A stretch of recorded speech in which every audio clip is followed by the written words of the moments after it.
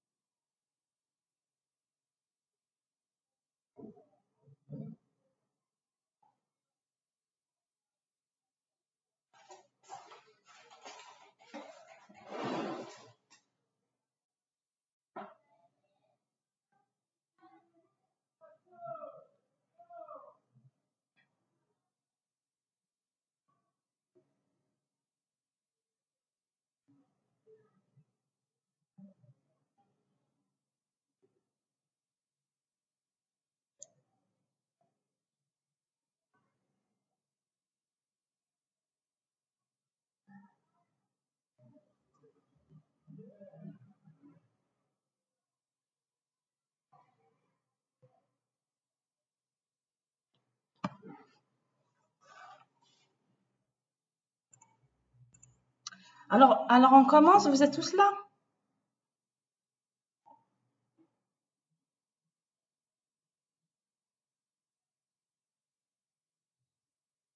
Vous m'entendez?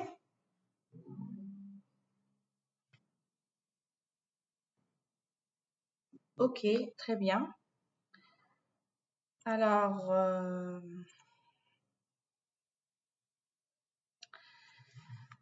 bonjour. Donc, je suis votre chargée du cours du module Théorie des organisations, d'accord, qui est destiné aux étudiants L2 Sigle. Donc, c'est une licence à distance à l'USTHB. Voilà. Donc, en ce qui concerne le module, donc nous avons un seul cours, d'accord. Et à la fin, on a un examen qui permet d'évaluer, si vous voulez, le contenu de ce cours-là. Alors, en ce qui concerne le plan de travail ou bien le plan de notre module, donc nous avons 4 chapitres. Pour cette séance, c'est une séance d'introduction, si vous voulez, d'introduction générale en ce qui concerne le module par rapport à vous, d'accord? Et ensuite, on va étudier, nous avons 4 chapitres. Donc, par rapport au premier chapitre, c'est un chapitre qui permet, si vous voulez, d'introduire les notions de base pour le module théorie des organisations. Donc, dans ce chapitre, on va étudier, si vous voulez, le circuit économique dans une organisation. On va voir également quelques concepts de base dans une organisation, tels que la définition d'une organisation, comparaison entre une organisation et un système.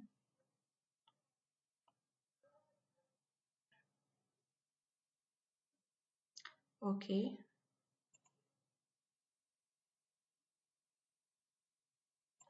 Donc, vous m'entendez?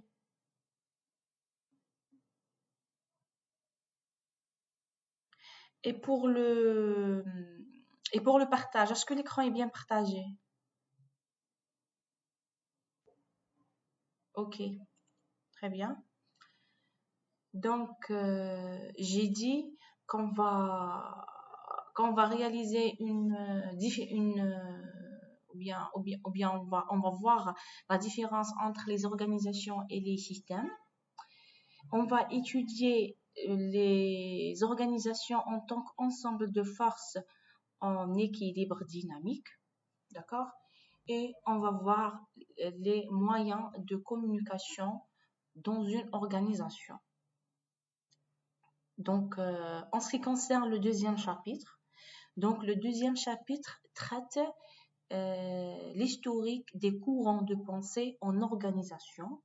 Donc, il s'agit d'un ensemble d'écoles, d'accord? Par exemple, on va voir l'école rationaliste classique, celle de Taylor. On va voir également l'école des relations humaines, d'accord? On va voir l'école, par exemple, sociotechnique, l'école systémique, l'école managérielle et celle stratégique, l'école d'organisation et de culture. Et à la fin, on va faire une synthèse qui permet de réaliser, si vous voulez, la synthèse de toutes les écoles qu'on a étudiées. Donc, le chapitre 3 consiste à étudier la structure des organisations. Donc, par rapport aux ajustements mutuels, par rapport aux supervisions directes, ainsi de suite. Ça veut dire qu'on va étudier la structure d'une organisation. Dans le dernier chapitre, qui est le chapitre 4, qui consiste à panorama des grandes fonctions d'entreprise, où on va voir les responsabilités ou bien quelles sont les responsabilités dans une entreprise. On va voir les missions ainsi que l'organisation d'une entreprise. Donc, pour le mode d'évaluation, donc on a un examen à la fin, d'accord? Voilà, donc nous avons un cours par semaine. Et voilà, donc je vais à chaque fois vous envoyer le cours, d'accord, sous forme de PDF pour pouvoir réviser ou préparer la prochaine séance. Et voilà. Donc j'aimerais savoir, est-ce que vous êtes des étudiants, est-ce que vous étudiez une autre spécialité en parallèle?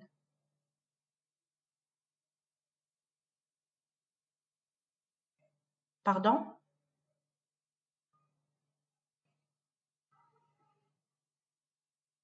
Allô? Vous m'entendez?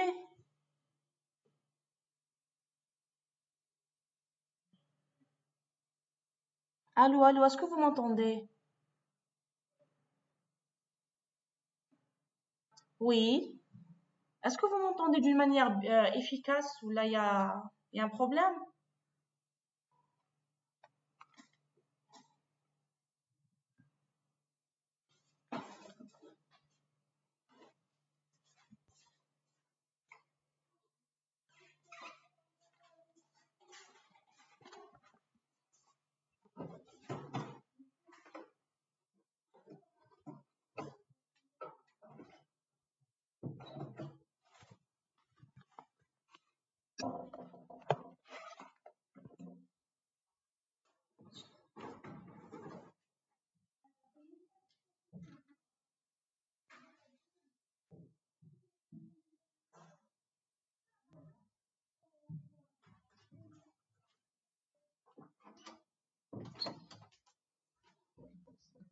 Et maintenant, est-ce que c'est bon? Est-ce que vous m'entendez bien? Ok. J'ai dit que est-ce que vous étudiez une autre spécialité en parallèle?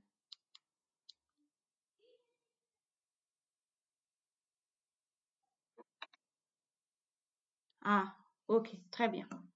Ok, d'accord. Donc pour le premier chapitre, donc ou bien pour le chapitre numéro 0, qui consiste à introduire, si vous voulez, ce module-là. Donc, il consiste à motiver, si vous voulez, pourquoi étudier ce module-là en tant que théorie des organisations, d'accord, en tant qu'étudiant en informatique, d'accord. Ça veut dire que peut-être il semble que ce module c'est un module qui n'a pas une relation avec l'informatique. Alors, je vais répondre à cette question pour introduire ce module-là. Donc, le module des théories d'organisation en tant qu'étudiant en informatique peut sembler éloigné de votre domaine technique, mais cela a plusieurs objectifs importants. Ça veut dire que nous avons plein d'objectifs qui, si vous voulez, favorisent cette étude-là en tant qu'étudiant en informatique. Par exemple, ce module permet de comprendre les structures organisationnelles. Ça veut dire que vous êtes dans une entreprise, les informaticiens travaillent souvent dans des entreprises ou bien dans des équipes qui sont organisées selon des modèles précis. Ça veut dire soit nous avons un modèle hiérarchique, un modèle matriciel, agile ou d'autres modèles. D'accord? Donc, selon ces modèles-là, l'informaticien peut comprendre ces structures qui permet de mieux, si vous voulez, s'intégrer et de collaborer et d'une manière efficace dans l'entreprise. Et c'est avec la théorie des organisations qu'on peut étudier, si vous voulez, ces modèles-là. Elle peut également faciliter la gestion de projets informatiques. Donc, en informatique, la gestion de projets est essentielle. Donc, elle s'appuie sur des principes organisationnels. Elle, et elle permet d'étudier, si vous voulez, la théorie des organisations qui aide, par exemple, à planifier et coordonner des projets.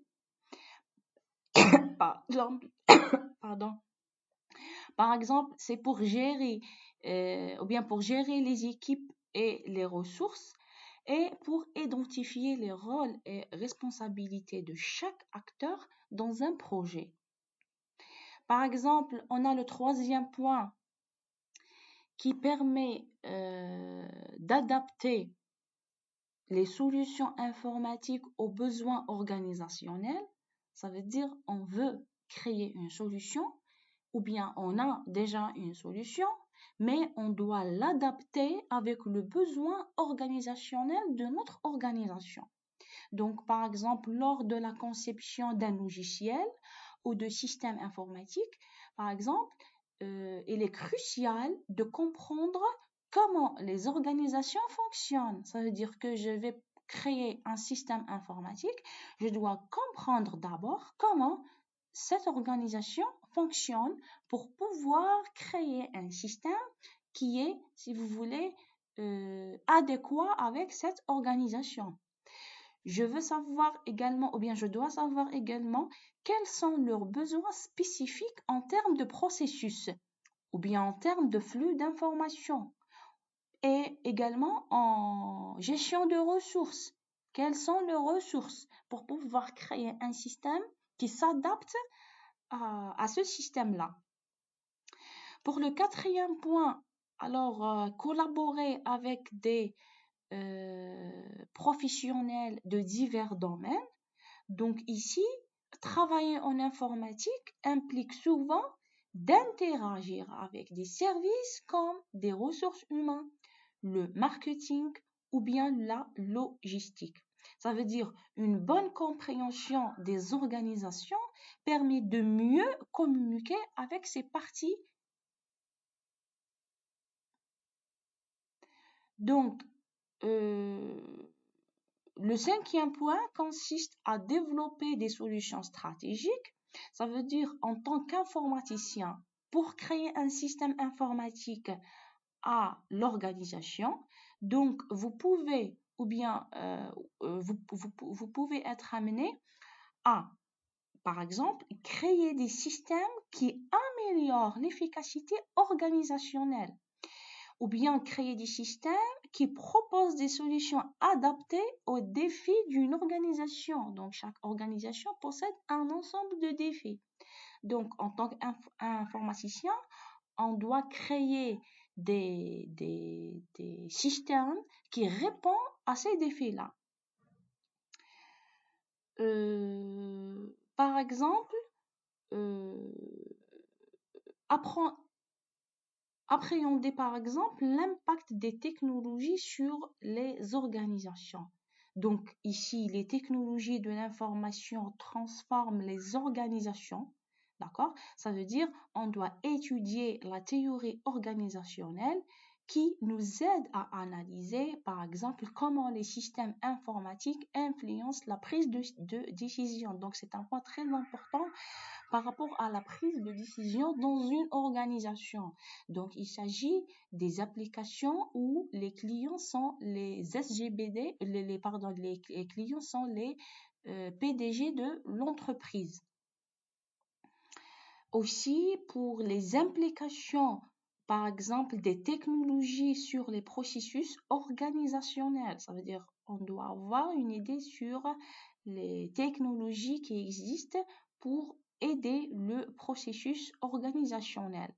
Ça veut dire que, pour résumer, la théorie des organisations nous permet de, si vous voulez, préparer à intégrer un système d'information donné dans un contexte organisationnel réel. Ça veut dire que je vais créer un système informatique, d'accord, qui s'adapte avec une organisation réelle qui existe déjà avec des employés, avec une hiérarchie, avec un ensemble de matériel, ainsi de suite. Ça veut dire que je dois adapter ma solution informatique selon cette organisation qui est le client de ce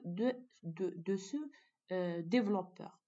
Donc, tout en développant vos compétences en gestion, en communication et en leadership, si vous voulez.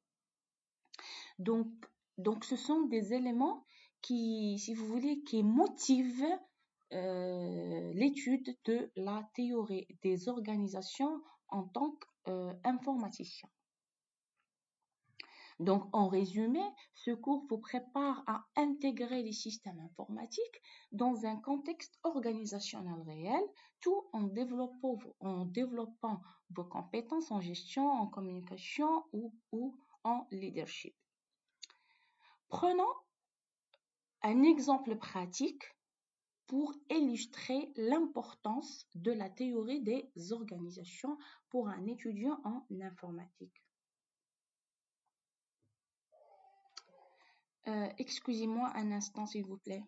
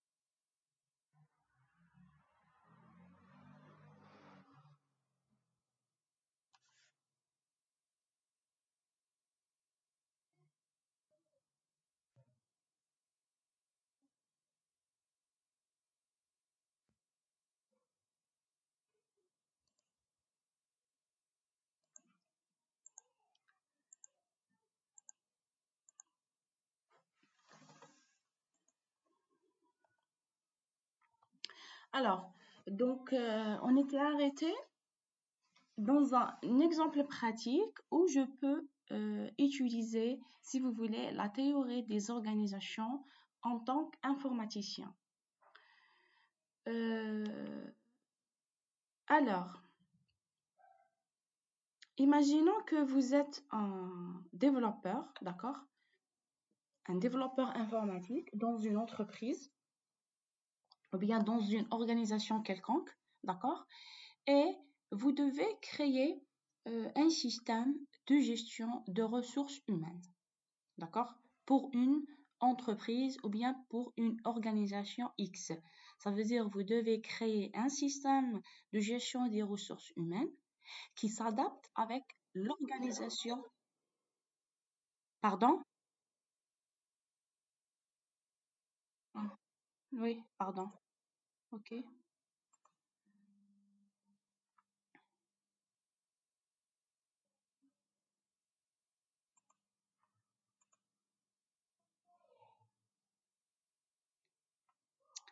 Je m'excuse. Maintenant, est-ce qu'il y a du partage? Ok, très bien. J'ai dit que je vais vous donner un exemple pratique où un informaticien peut utiliser la théorie des organisations dans une entreprise. Alors, imaginons que vous êtes un développeur informatique, d'accord, dans une entreprise X, ou bien dans une organisation. Et vous devez créer un système, par exemple, de gestion des ressources humaines, ok, dans cette organisation. Alors, le système doit, ou bien votre solution informatique doit s'adapter avec euh, l'organisation qui demande ce logiciel-là. Alors, pour cela, on est en train, ou bien on doit respecter le contexte du projet. Ça veut dire qu'une entreprise demande à une équipe informatique de concevoir un système permettant de gérer, par exemple, les congés des employés, les évaluations des performances, le suivi des formations internes, la gestion des feuilles de paye. Ça veut dire que cette application doit gérer ces 4 points selon la stratégie de l'organisation cliente.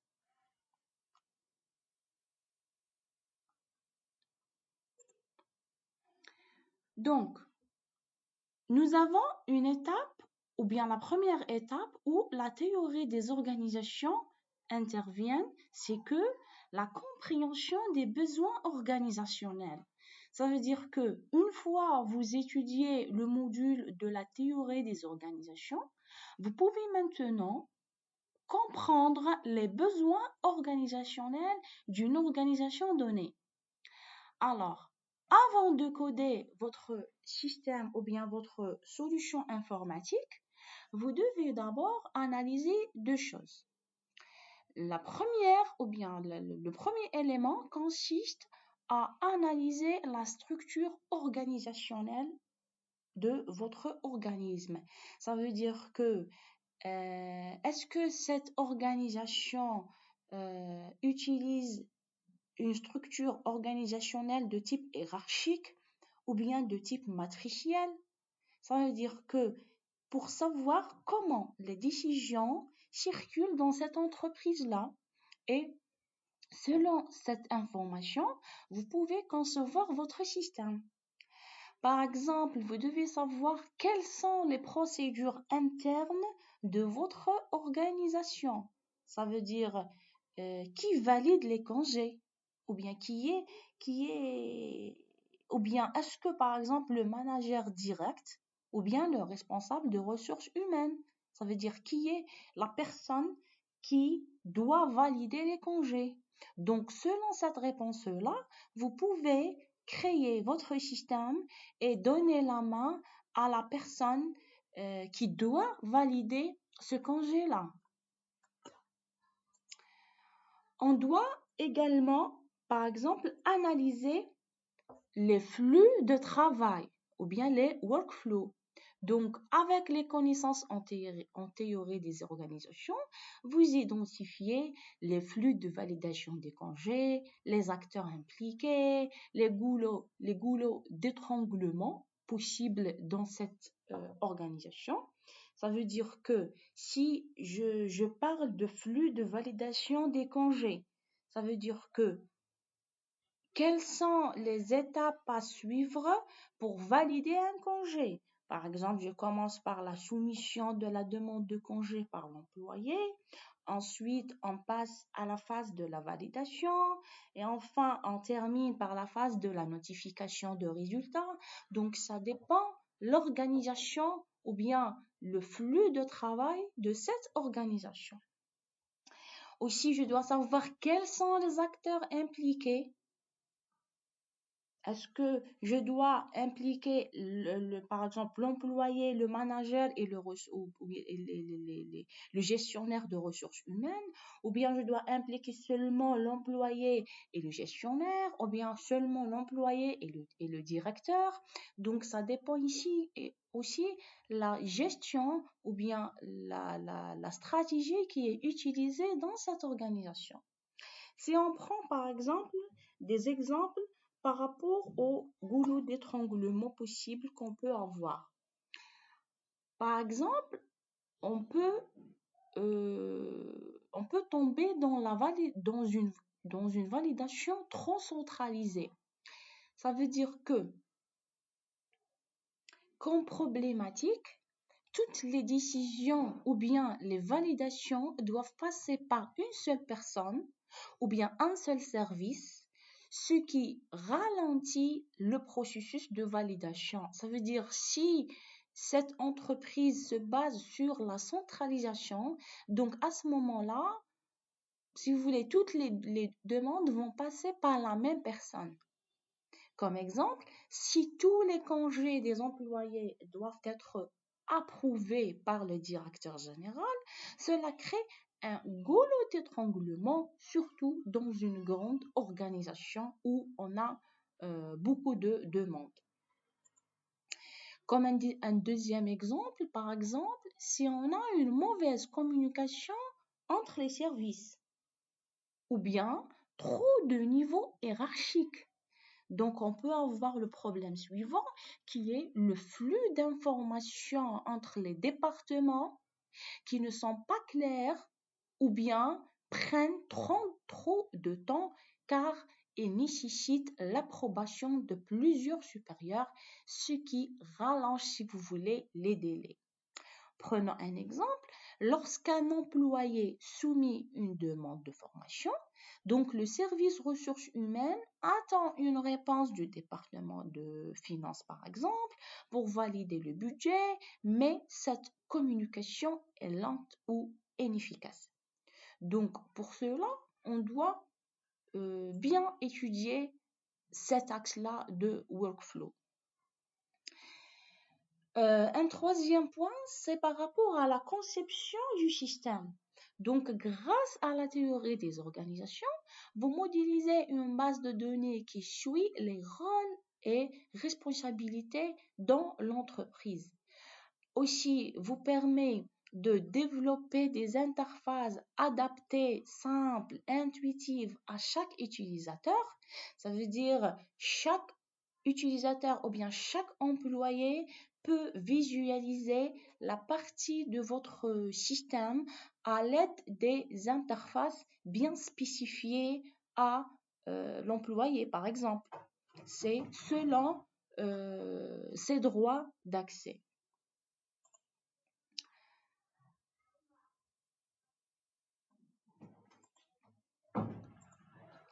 Quatrièmement, on a le point de la gestion du changement et adoption. Ça veut dire que vous pouvez anticiper les résistances au changement et proposer par exemple des formations adaptées selon la stratégie de cette organisation, une communication interne efficace pour faciliter l'adoption, si vous voulez, du système. Donc, comme résultat, vous livrez un système de gestion de ressources humaines qui à la fois améliore l'efficacité de l'organisation, respecte le flux et la structure existante dans l'entreprise et il s'adapte à la culture de cette entreprise-là. Donc, une fois vous étudiez la théorie des organisations, vous pouvez maintenant comprendre, si vous voulez, la stratégie de cette entreprise-là. En se basant sur cette stratégie, vous créez votre solution informatique qui sera efficace dans si vous voulez, le développement de cette organisation-là. Donc, euh, donc voici par rapport à la relation de étudier ce module-là en tant qu'étudiant en informatique. Donc c'est une bonne base avant de commencer d'étudier les systèmes d'information, d'accord, en informatique et après le développement des logiciels informatiques. Donc voilà, donc la prochaine fois, ça sera le premier chapitre qui consiste à quelques notions de base sur la théorie des organisations. J'aimerais bien savoir si vous avez des questions par rapport à cette première partie qui permet, si vous voulez, d'introduire le module.